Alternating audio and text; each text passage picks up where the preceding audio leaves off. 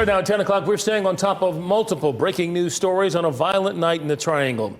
We're at the scene of several different police investigations in Raleigh.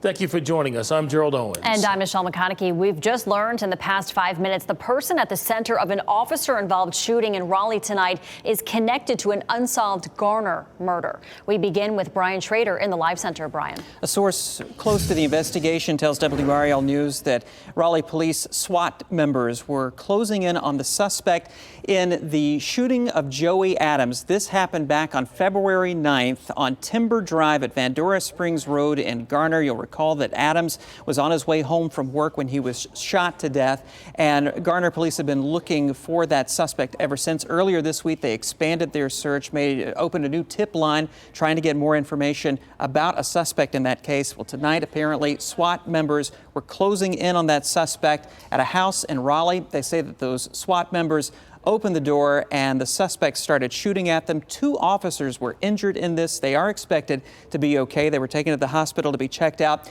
The officers returned fire and that suspect was injured. That suspect is in custody and also is expected to survive their injuries. This has been a very active scene in Raleigh. I want to take you live there with Willie Danley and the WRAL Breaking News Tracker. What are you seeing, Willie?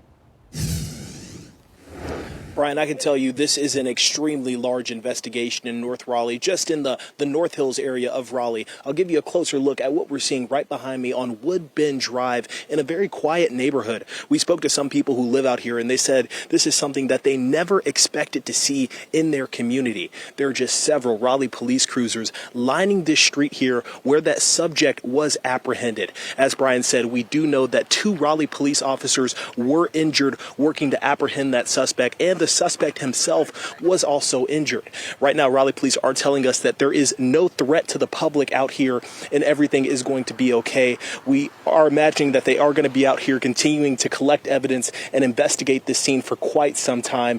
WRAL is going to continue to remain out here on the scene and keep you up to date both online and on air with the latest information. Willie Danley, WRAL News, live in Raleigh.